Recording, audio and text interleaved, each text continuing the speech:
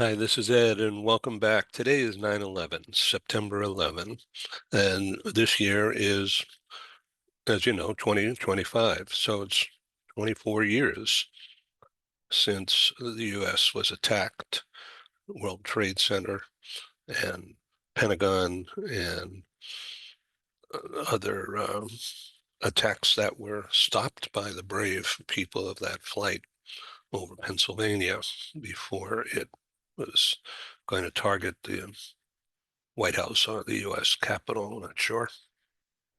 Terrible. Ron Cooper is my special guest today.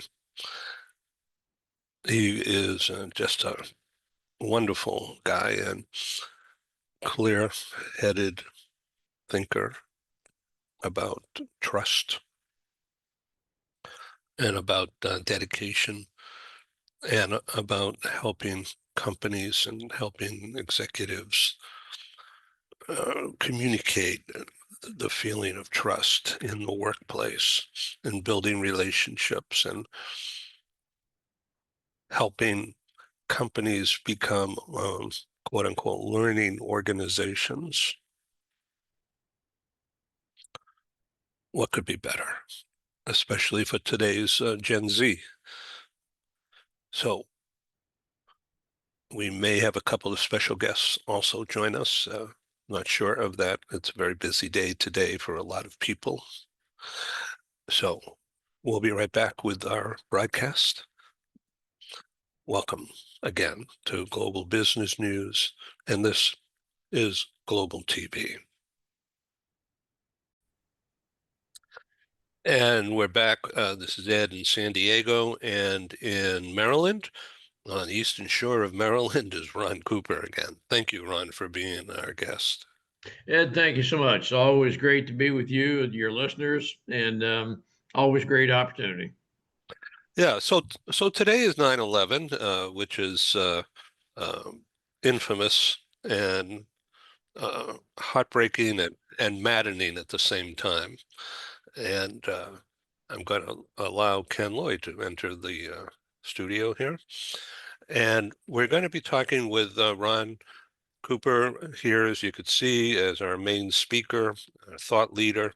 He has years of experience in running organizations and advising executives on trust, trusting people and creating a learning environment in the workplace.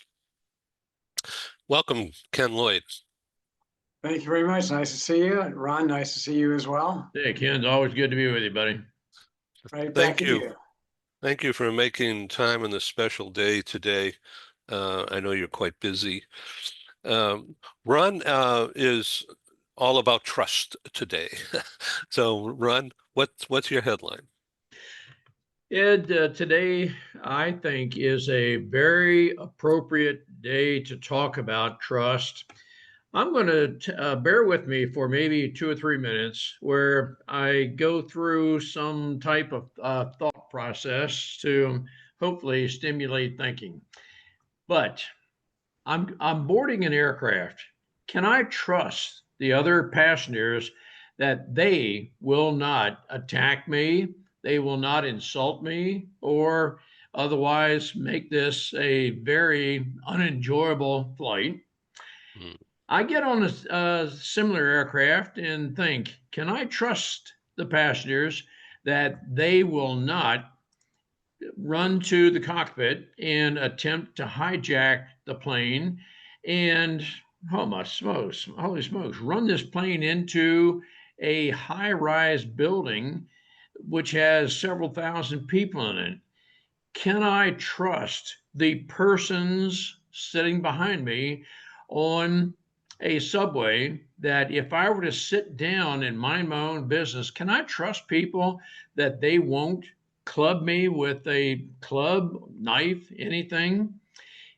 If I were speaking at university and my intent is to speak in 10, 12 universities across the United States, can I do so without the fear that I might be shot? Ed, those are very recent incidences where people seem to have a total disregard for other people, because the answer to each one of those questions could be no. I can't trust the other people on the flight. I can't trust people in the crowd. I can't trust people on the subway because I don't know that they have any regard for my life, other people's lives. I don't know that that exists. I have to be extremely vigilant in what I do, what I say, because I know some people can be angered to the point of hate, and that hate then manifests itself in various ways. And so some people may think I'm making an ideological statement, but I do not intend to do that.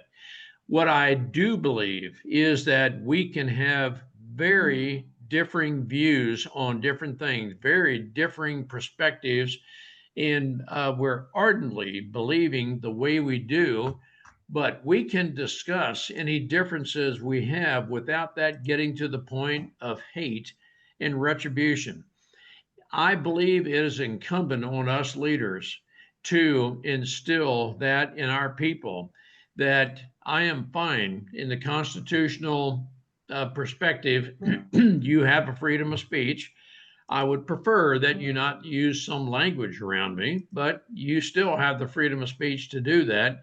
But if you want to carry out some sort of retribution with me because of what I believe, and our laws clearly discriminate or legislate against that, you don't have the right to do what you want to do without there being consequences. And so I know what I'm saying, some people would interpret as a political statement, and it is not my intent to do just that. I know there's some people who believe we could never legislate our way to correct behavior by incarcerating people. However, I am of the belief that there are some actions that, when carried to being totally illegal, violating statutes, that there are consequences for that. And so, Ed and Ken, that's a lot of where I am. I am just, I'm very, very dismayed at the yesterday's incident where Charlie Kirk, whether you believe what he says or not, was shot simply because it seems he advocated a position for which the shooter disagreed, and the shooter, and as we're speaking, I think is still at large, but the shooter apparently thought he or she had the right to do whatever they did because they disagreed with Charlie Kirk. And that is an aspect of behavior that I think we must have a call to action, that we will do whatever we can to engage in conversations with people. I am a believer that when I can carry on an effective conversation with people, I can be aware of, and I'm not a fortune teller by any means, but I believe I can be aware of, appropriately aware of data points that might, just might, cause me to, or inspire me, maybe a better word, inspire me to ask other questions to determine what that person meant by what they said, or the inflection in their voice. If possibly I'm thinking, that just seemed to be a little off color, but I think it's incumbent on us to probe a little bit further to determine what might be the root of what a person is thinking, to where if a person may have some feelings that, I'm angered to the point of hate, and I just feel I've got to terminate some person so that they no longer propagate information for which I do not believe. I'm on a soapbox, so to speak, Ed and Ken, but that's where I am for the moment. So I want to add that on this day, I know you can't tell, this is a cup. It's become a comfort for me to drink out of this cup today. It's from the National Press Club in Washington. And years ago, when I was very active doing live meetings in Washington, frequently I was a card-carrying member of the National Press Club, and we held all of our Washington meetings at the club, which is a fantastic venue, and everything that it stands for, freedom of the press, uh, in an organized way. And today is one of those days, 9/11, particularly in view of yesterday and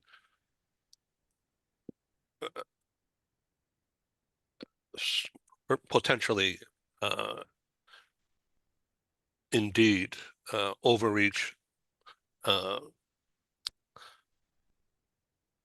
about law enforcement in many ways recently. And perhaps some of that is required, but perhaps not either. It's not for me to say, but just to keep the conversation going. Our special guest today is Dr. Ken Lloyd, a PhD in organizational psychology, organizational development. Ken, what say you about all this?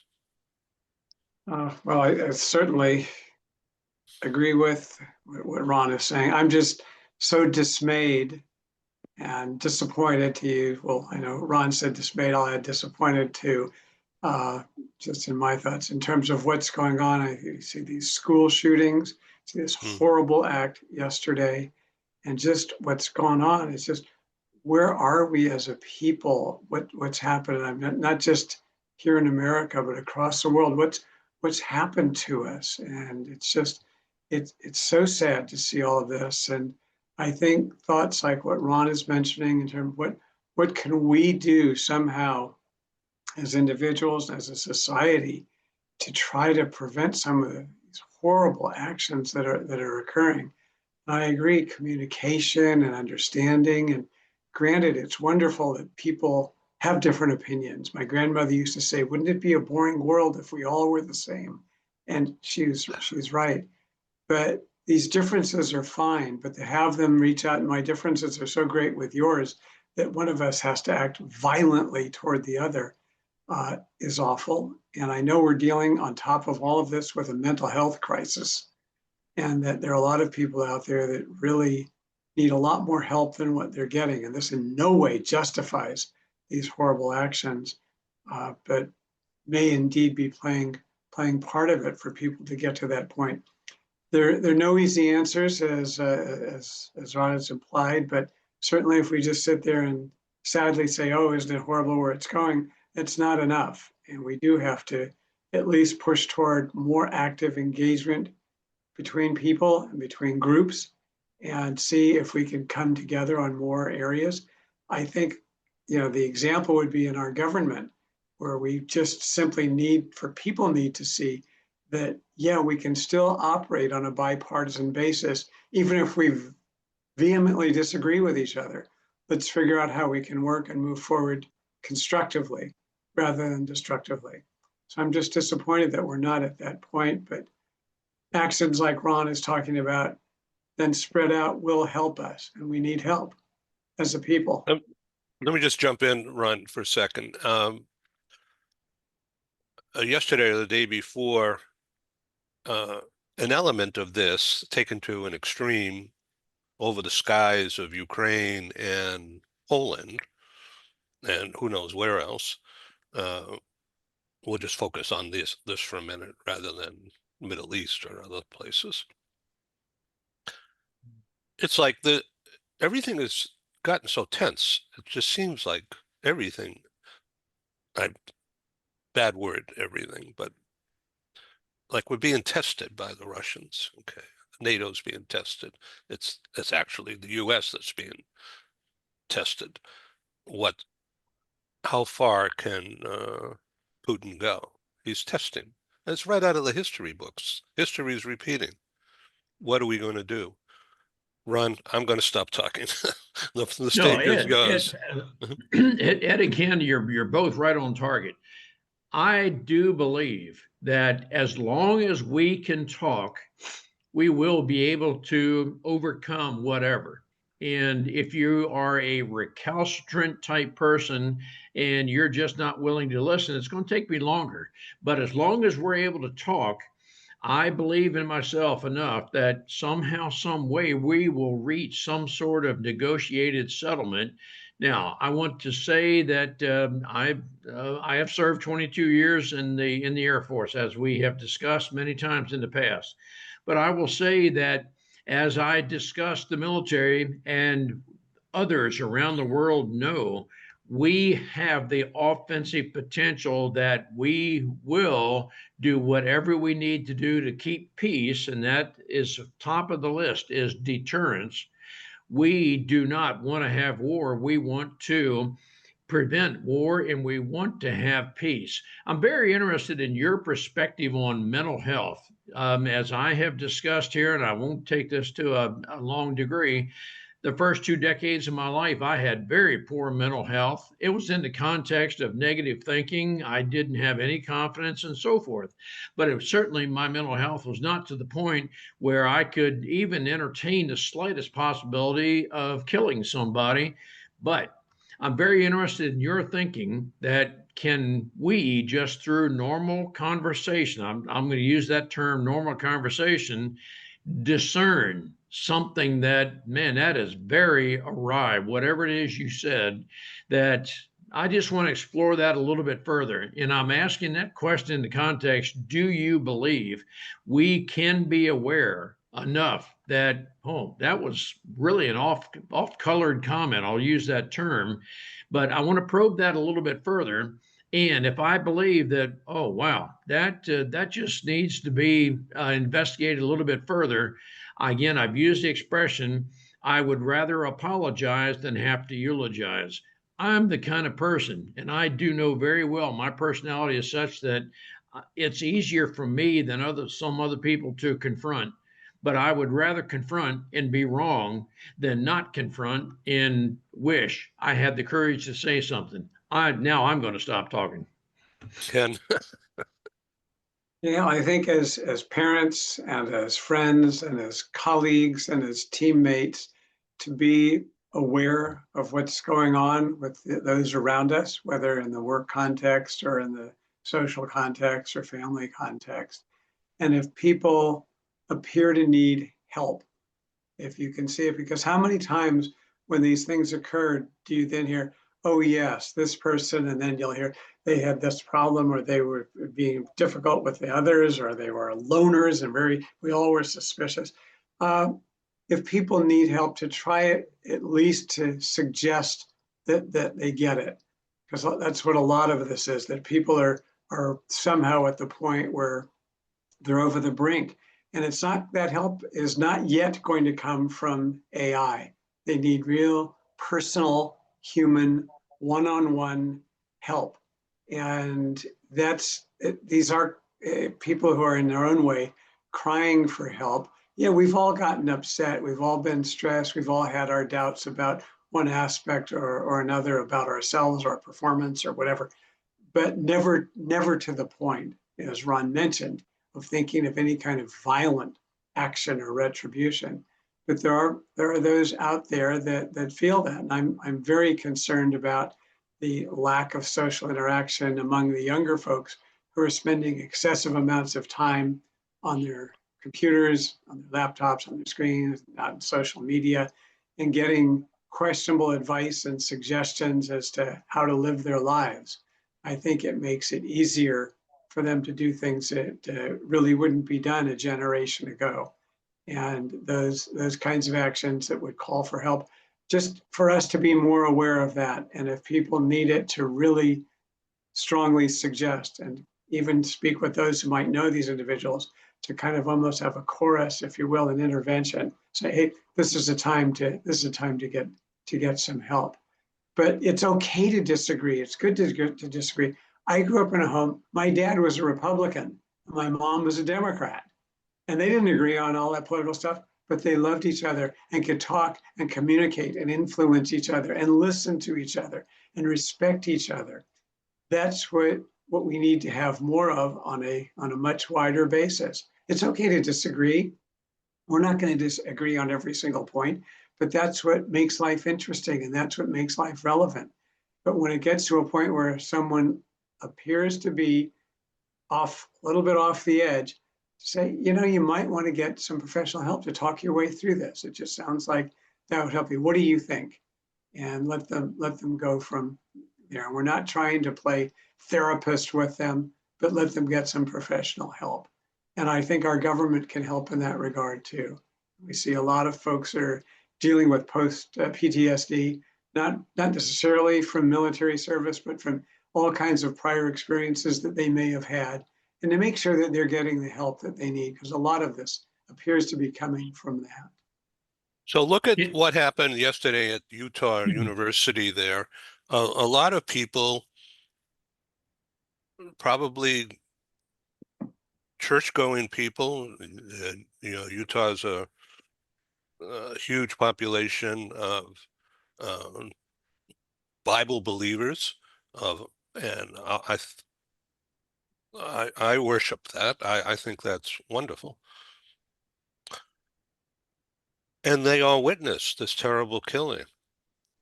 What's that mental health impact, Ken? Oh my God, you could hear the people who were interviewed who were at the rally, Terrible, awful. and they all should Excuse me. consider getting some help. What they witnessed, what they experienced at a happy, joyous, uplifting event, that this was all so positive, to have that sudden, unbelievable shock that they witnessed. I mean, Yeah. even the news media wouldn't show it. It was so awful to see what happened there. Yeah, they will need, in my opinion, to reach out and get some help to process it. Young people that were there, people with young children who were there. It's a nightmare of nightmares, and help will be necessary for them. You can't just. This is not something like, oh, you witnessed some crazy thing that occurred. This is way beyond that, and this is like coming from a true battle scene where you need help. We're not, as humans, conditioned psychologically to see people being murdered. And you need help to process it and to get through it and to at least cope with it. Because you're not going to forget it. These people have that now in their brains for life. And we all have incidents that we can remember that were not positive that we might have witnessed. But you need some help to make sure that they're processed properly and you can go on living in a mentally healthy way. Ken, I'll advance what you just said. My thoughts go to parenting. And we, as observers, may feel that this person is, whoever that person may be, is being influenced by their parents. Now, if I'm a neighbor and I'm observing, wow, this becomes a very difficult situation for me to maybe attempt to engage that person, but yet it may be appropriate for me to do that. And of course, we need to learn to expect, well, hey, why don't you just mind your own business? I'm raising my family, you raise your family, and don't bother talking to me about it. But yet, I'm going to believe, and it appears maybe I'm adversely influenced by some of the media that I have seen. The school shooter at the Minneapolis Catholic school, it's believed that that person had some troubling background, and to what degree the parents might be involved in that, I don't want to be in the court of public opinion. However, I do believe that may be just one example of many that, well, I understand clearly it'd be very difficult for us to engage that a parent is doing something or adversely influencing someone, but yet that may be exactly what our observation is. And now we have to learn how to tactfully approach those kind of people. So we have a toxic situation in some companies and a toxic situation in some homes. And I don't have that experiences, thankfully. But when I was in the Army Reserves as a medic, I wasn't in battlefield. I was in hospitals. And I was in a unique unit, a medical unit, a thoracic surgical unit, and it was run by surgeons from Harvard Medical School. I mean, this is really the top elite at the time. And they befriended me and taught me how to prepare a sterile tray and be in the OR. But my primary function, as it turned out, was people care. Parents or loved ones or friends bring the patient into the OR emergency room first, and I was there to set things up, organize things, get them settled. That's trauma as well.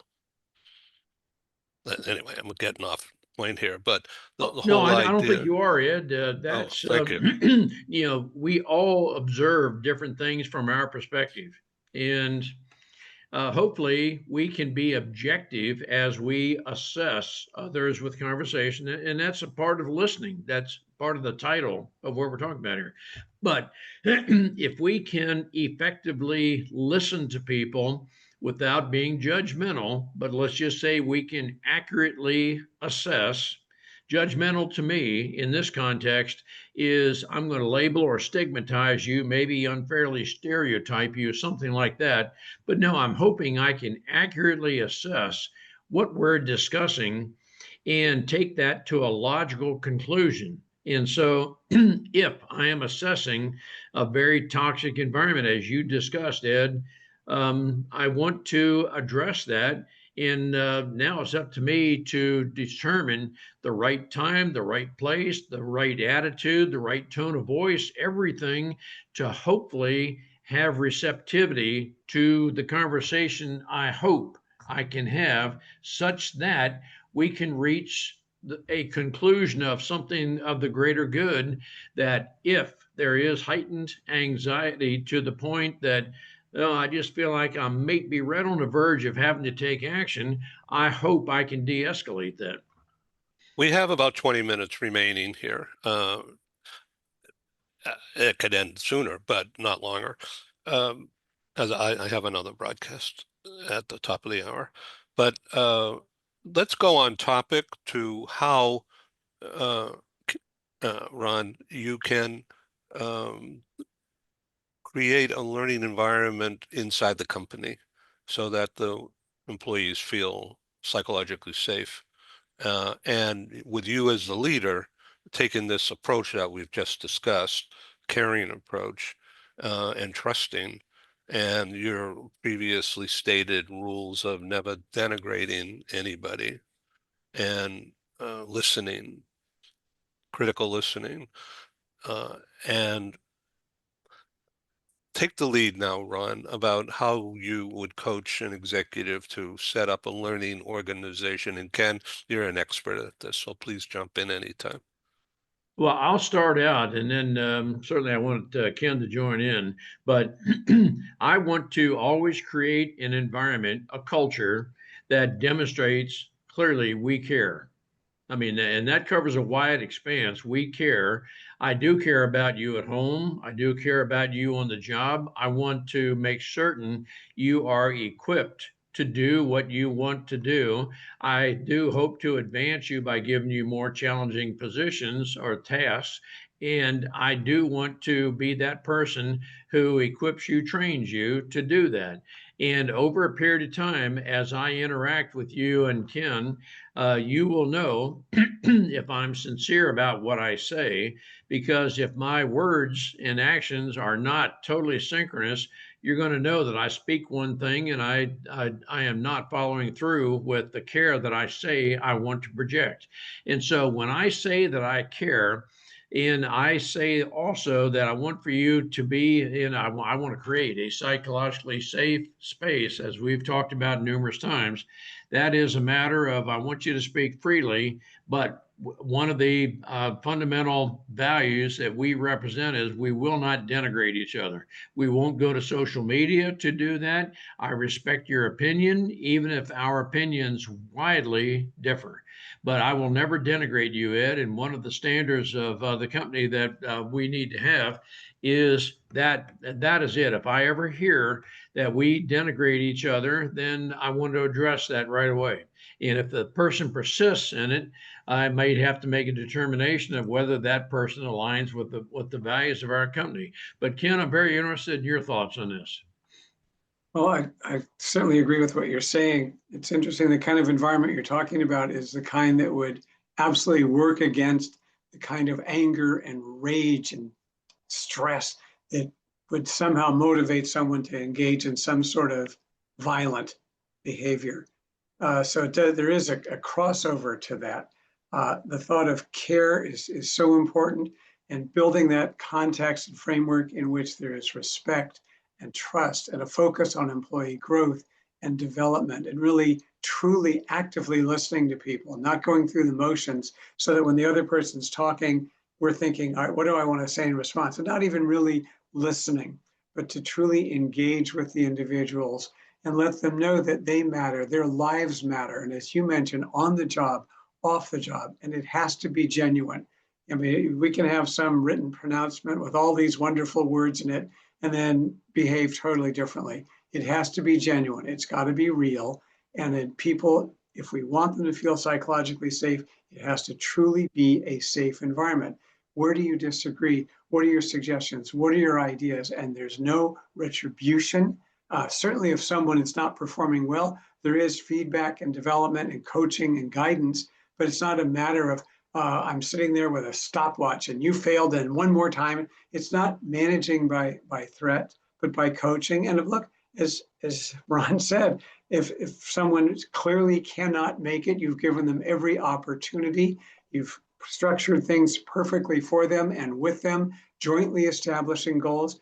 And for whatever reason, it's not a great match. Maybe there's a better match for them somewhere else in the organization or somewhere else on this planet. And that has to happen as well. So it's not a matter of simply coddling and pulling people along and saying, no matter what you do, but really working with them and developing them, building their strengths, and letting them feel better about themselves and about what they're doing. Let me ask each of you, if I were to just scan social media, just scroll real fast through it, and both Ken and Ed, I saw something you posted. Would you be offended if I asked you what you meant by what you posted? Because I read that one way, and I'm very interested in knowing what you meant by that. Would you, let me just ask you, Ken, and then Ed, would you be offended, Ken, if I asked you what you meant by what you posted? Oh my gosh, offended? No, I would actually be quite happy. Oh my gosh, you read it. It resonated with you. It doesn't have to be positive or negative, but it got you thinking, and now we can talk about it. So no, I would definitely like to hear that. And frankly, I think there's a lot of learning that comes when people disagree. And if someone disagrees with me, one of us is going to learn something if we truly listen. So that's fine. I look at all of that as learning opportunities on both ways. It's a two-way opportunity for both of us. And maybe we both come out a little more edified about whatever it was written. So no, I relish that. I think it's great and important. And I'll tell you something funny that happened just related to that. When I used to write a newspaper column early on in the very beginning, I remember I got, if you will, some hate mail. People said, I disagree. This is, how could you say it? And I called the newspaper I was writing for and said, I got some hate mail. And it was so funny. When I talked to the editor, he said, he puts the phone to the side, an old day with phone. Hey guys, Ken got some hate mail. Isn't that great? They feel, oh my God, people are reading and your writing is so moving that it caused them to really reach out. So to me, I love it. You want to disagree? Let's have at it. I think we both can learn and grow. Yeah, you've Well, got a great attitude about that, Ken. What's your thought, Ed? If I were to approach you and ask you about what did you mean by that social media post? Well, it gives me a chance to tell more stories. But Okay. Well, I so would say that both you guys are very open-minded about it. Some people, I believe, would be offended by it, and something to the effect, "Well, I can say whatever I want to say. I've got the freedom to do that." And okay, I'm not here to again denigrate you. Okay. My thought about whatever. I'm totally hypothetical. My thought is that somebody could take that as, is that what you meant by that? And let's talk about it. I think everything can be a learning opportunity. Right on. so Ken, when you were not only just writing that business help column, um, but when you're in that senior talent role at that company for 18 years, how did you bring people together at that time? That was before social media really took hold, but did you have town hall meetings and bringing people together every month? Or? Well, it wouldn't be every month, because then it turns into a ritual and oh my gosh, here we go again. But certainly as, if you will, as needed, or just, here's something special going on, let's get together so we can talk about it. But my goal would be to certainly bring people together. Sometimes it would just be, we could do it virtually, but most of the time, in those days, we meet, we talk, certainly if there are any disagreements, but for learning opportunities, putting on educational sessions, as well as just ad hoc get-togethers. We had a lot of, if you will, informal space where people, whether it was at so-called coffee bars or in the break rooms, or even in the hallways that were designed with open office space, so people could talk and see each other and visit, so we could get the human side of work in there as well. And certainly, to me, one of the big focal points was on employee growth and development, to make sure there really are bona fide opportunities for people to grow and to advance and to go ahead at whatever pace they want in their careers. And I loved it when we would be promoting people or people who wanted to be transferred into other areas. To me, that was gratifying, as in a managerial role, but to see them satisfied and happy and moving on, and certainly encouraging their formal education as well as informal, really, really helped to create the kind of environment, frankly, that Ron was talking about earlier. And if there is toxicity in any aspect of it, to focus not so much by saying, hey, that's really toxic, but let's talk about the behaviors or the actions and what we can do to make the improvement, and not trying to blame or overly criticize, but to really take a developmental kind of approach to deal with the issues that would come out. And I think, Ken, you're right on target with that. We need to be have the courage to confront without being argumentative or combative, blaming, and so forth. But I just want to have an understanding of what it is. And to repeat, everything can be a learning opportunity. But the person with whom I'm speaking is not going to learn from this if I talk to that person in a condescending way, or if I'm in a blaming way, anything like that. So I've got to have the right temperament, the right tone, and so forth. That okay, you're worth the investment, Ken, to have a conversation with us about this situation. But those are the kind of things we've got to be, and I use the term frequently, appropriately aware, but then also have the courage to address. But again, it's in a learning type of environment, not a blaming type environment. Can if companies who are based upon the current headlines ordering talent to come back into the work environment at least 4 days a week or 3 days a week, whatever the ruling is, are they reorienting the workspaces so that it's open rather than closed offices? Oh, I think some are. I think it's just company by company as they try and bring people back. And again, you can see the resistance, you can see the pushback that's coming from a lot of employees. But in this economy where things are now with job creation, all, it's not as if they can automatically just say, oh, I'm out of here. But it is creating a lot of stress, a lot of dissatisfaction. It's It's going to impact turnover. It's going to impact performance. It's going to impact certainly commitment to the organization in every sense. So companies do have to think carefully about it. We evolved into a new era with all of this remote employment, and it's not like a light switch. We can now just flip it back. A lot of people have adjusted and have become very productive working remotely, and it's been quite rewarding to them in every respect. So for a company to simply flip back the switch and say, okay, everybody back in, is a very tricky one that needs very careful consideration, company by company, job by job, department by department, certainly, because it is not going easily or smoothly. It's not well received. Companies have the right to do it. They're the employer, but employees also have the right to do what they feel is best for them and their lives and their careers. And if they think that they can work out a better situation either with the company or elsewhere, that's a decision that they have to make. And there's a lot of that that's going on, even in these times. But I think as the economy improves, there's going to be even more of it. Would you ban alcohol from business scene social events? Would I personally? Yes.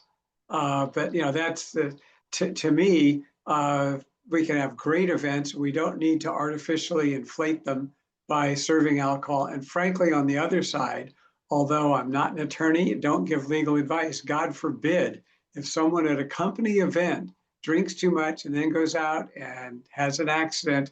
Company, it is my understanding, not giving legal advice, but just saying it is my understanding that there can be liability to the company there. So not only from the standpoint of let's have genuine communications, and if people are happy, let's be happy. Let's not artificially inflate it with alcohol. And also from the standpoint of preventing negative outcomes that could occur following the event because of the alcohol, as well as during the event. People can say and do things they shouldn't be doing at the workplace. So yeah, not a fan of alcohol in the workplace. That's just my personal opinion. Love to hear what Ron feels about this. No, I tell you, Ed and Ken, I'm right there with you. Marty and I are non-alcoholic, and those social gatherings we have, as you said, Ken, I do not want to be responsible for anyone driving impaired, because if I served, I'm not going to necessarily be aware of anybody's individual impairment. But I do know that if I do not serve alcohol, I know no one is going to leave there inebriated. And so now beyond that, it's your own personal judgment, but I just don't want to be party to creating an environment where someone can leave inebriated. So I just stay away from it. So I totally agree with you, but I do know that many environments, man, if you don't serve alcohol, this is not a, not meeting the social standards of a social gathering kind of thing. I know that exists among some people. So we have 10 minutes remaining. Ron, the stage is yours. And let's talk about anything you want to talk about now. No, I tell you, Ed, the most recent situation, and again, for our listeners, I'm repeating myself a little bit, but we're commemorating 24 years ago what happened in 9/11. We in the United States commemorate that. Thousands of lives were lost. There are school shootings. There are different things that are happening because it appears from my perspective that people's perspectives, some of it is based on ideological differences. Many times it's a matter of our culture, our upbringing, and so forth. And again, I will say over and over, I do respect differences of opinion, but we have to stop short of retribution. And my views on whatever topics may be very different from your views, but I'm interested in your thoughts and I can learn from your thoughts. But those that might seek retribution, it's incumbent on us, I believe, to be, and again, I'm going to use the term appropriately aware of little comments. I call them data points that what did you mean by that? And if we can probe just a little bit further into different things, we can, I think, discern, and again, I do not want to be judgmental, but I do believe we can discern some traits of some people that that may require a little bit more looking into. And I always like to be very upfront with, if I think that something you said should be taken a little bit further, Ed, I'll talk with you about that before I do it. I just want you to know that, and I do know that if I were to say that, well, Ed, we need to investigate what you said a little bit further, that could cause you and I to have a division. I'm talking totally hypothetical now, but I do believe that we need to have the courage to engage people. And I would hope that that would not engage us into a legal, prolonged argument, but rather, okay, to use a very oft expression, I'd rather be safe than sorry. Okay. Yeah, well, when talking with people about actions that you might find questionable, just one note that comes to mind for me is to be careful about how often you use the word you. Because when people hear that, they get defensive. Well, when you did this, you were supposed to do that, you. It sounds like they're being scolded, okay? As opposed to saying, help me understand what happened here. Or I see this turned out this way. What can I do, or what can we do to help make this work going forward? In other words, less of the you did this, you did that, you did this. And what happens is people turn off, they just get defensive, they're just gonna stop listening, as opposed to focusing on whatever happened and how can we build from it. It's just watch when you're using that word you, so that you're not using it too often, as you're gonna just generate the wall and then they're not gonna hear you. Well, you're right on, Ken. And right away, if I am quote spring loaded to being defensive, I'm looking for your attitude. I'm listening for the tone of your voice, and quite honestly, I may even hope that you do something that justifies my coming back and jumping right back in your face. And I do know that kind of thing exists imminently, frequently, and I use the term frequently. It's keyboard warrior on the social media. Boy, I will one up you, and I don't care what impact it has on you, but I will one up you and becomes faceless, voiceless. I've used that term numerous times. But keyboard warrior, boy, I'll denigrate you, and I don't care what the impact is, and it just escalates on and on beyond that. So as we come to a close here, this has really been an interesting conversation, stimulating for sure. And I can't wait to listen to it and watch it again. But Ron, in building a learning organization, the company as a learning organization, where people are not just to put there to put in time, but to learn something new, do something different, perhaps better, and then get rewarded for that achievement. Simply said, but a lot of that is not being, I'm not hearing that. I'm not reading that. I do a lot of reading and scanning of publications. And this simple stuff is just not being talked about. Ken talks about it. Paul Falcone talks about it. Stephen Howard talks about it. Others have to be doing something like that. Ron, what do you think? No, I think a lot of people are not talking about it. And I am long-term oriented, meaning I would like to think 5, 8 years ahead, that I want for you to know, if I'm the company leader, what our objectives are, strategic objectives, my strategy to get to that point, my tactics, and what your role is as I see it, how you can contribute to that, Ken and Ed. I want you to know right up front that I believe in you, and here's your role. And I would hope you can engage with me, and you're all in with your mindset, your attitude. Oh man, I tell you what, Ron, you really care about your company, me, you know exactly where I fit.